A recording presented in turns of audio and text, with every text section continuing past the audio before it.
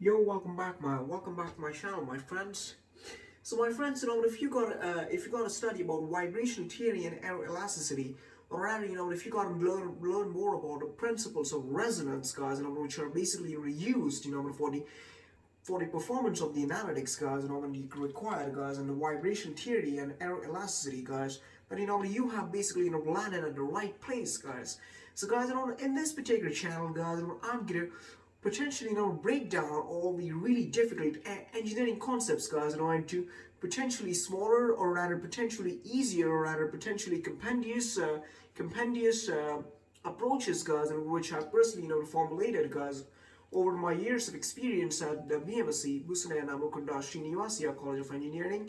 So, guys, let us basically deal with today's topic. But by the way, in fact, in case, guys, if you haven't watched our old videos, guys, when it comes about the resonance or about the theory of aero-elasticity, guys, or rather about the theory of vibrations, guys, or rather the vibrational theory and aero-elasticity, guys, then you obviously gonna watch all those videos, guys, because this today's video, guys, which we're gonna deal with right now, it seems to be a really comprehensive approach, guys, into the world of theory of vibrations, guys, which I'm going to teach you.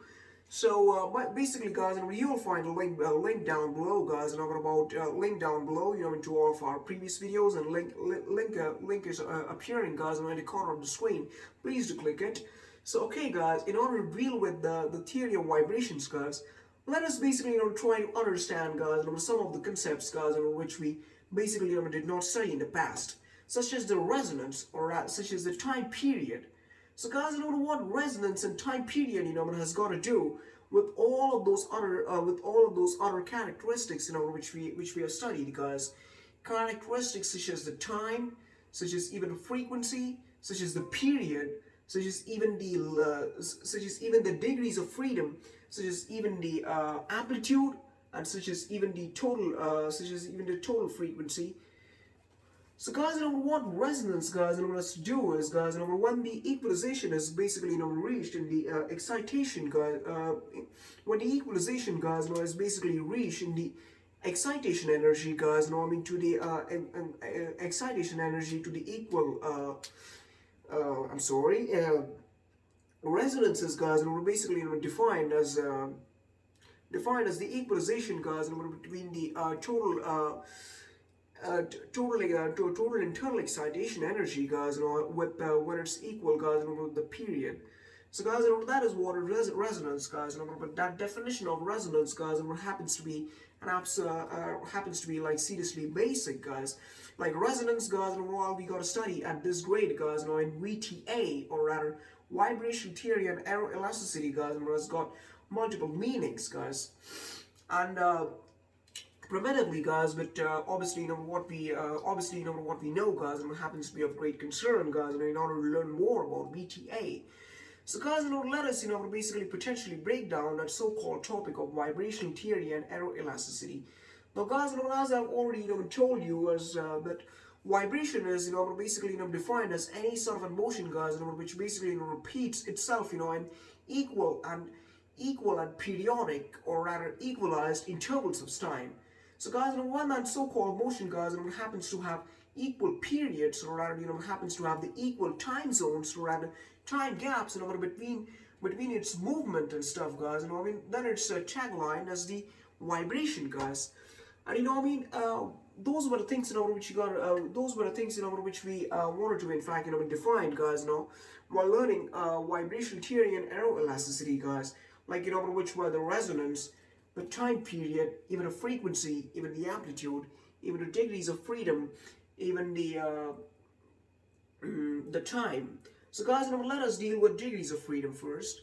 So, guys, as I've told you, guys, what degrees of freedom, really means is that degrees of freedom, basically, happens to be an so-called measure, guys, of as to how conveniently, a so-called element, guys, can move, guys, in multiple directions, guys, or in multiple zones, guys. For example, let's say a lever, guys, has to let's say a lever, guys, lever when it comes about the gear theory, guys, let's say a lever, in fact, which is installed, guys, as a synchronous element, guys, maybe in the closed chain loop or rather in the open chain loop.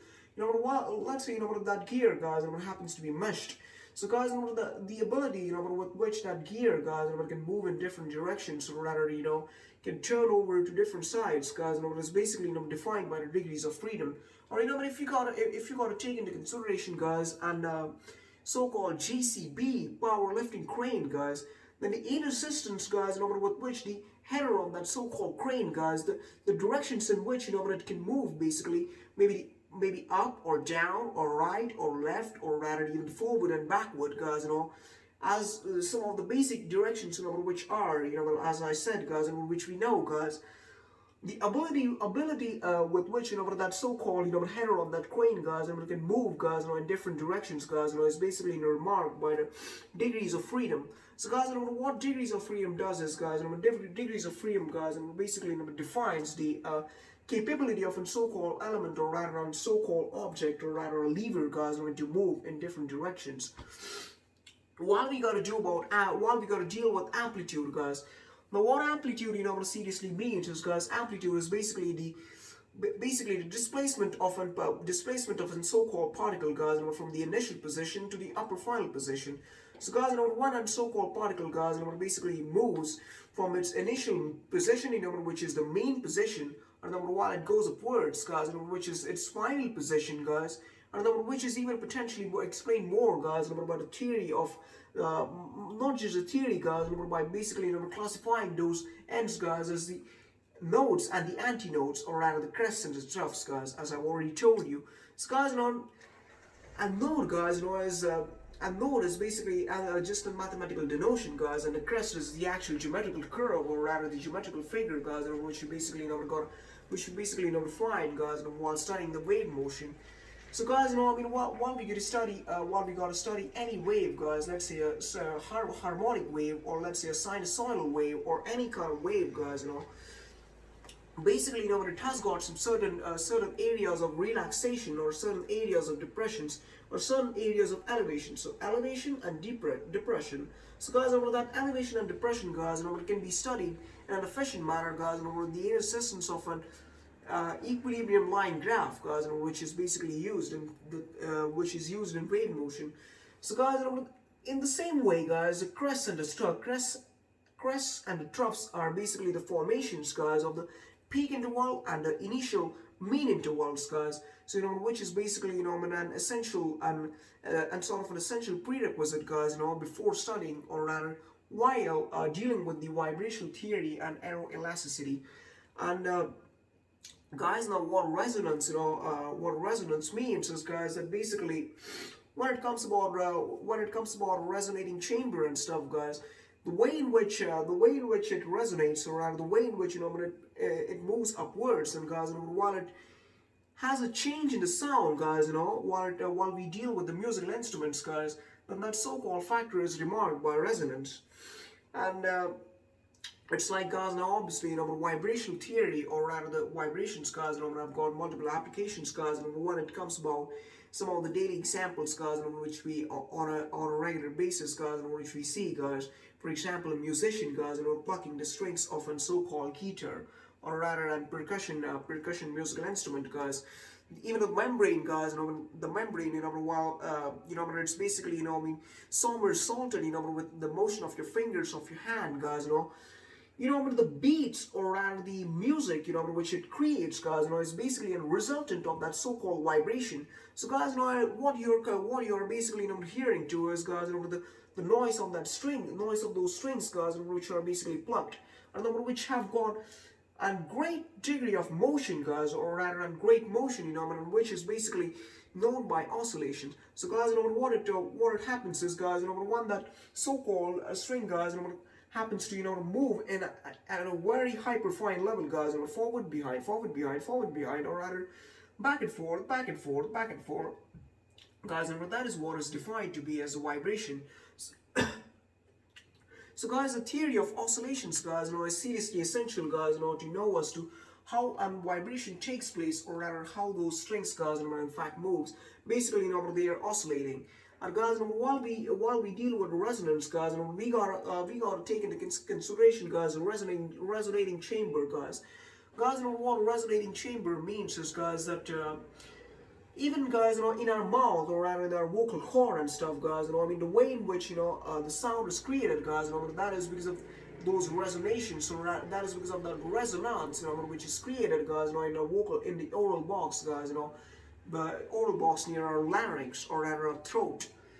So, guys, that is what, is resonance, and, which is why, you might always, might have wondered that in the study of paleontology, guys, of the dinosaurs and stuff, the resonating chambers of the dinosaurs, were basically, used, for the purpose of analysis of the different types of sounds, which those animals, which those Jurassic animals, guys, used to create, guys, or which used to intonate, or rather even vocalize, or rather even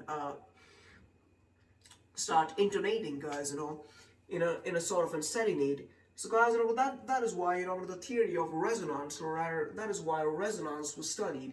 So, guys, as you have already, seen it in a lot of movies, even in a lot of Hollywood films, guys, such as Jurassic Park, what it's clearly determined. And number one, we get a study about the types of vibrations, guys, then I've obviously, already told you, guys, as to what are the different types, or what are the different domains, guys, in which in so-called vibration, or rather vibrating motion is classified, guys, which is known as the number one, deterministic vibration. Number two, the simple vibration. Number three, the free vibration.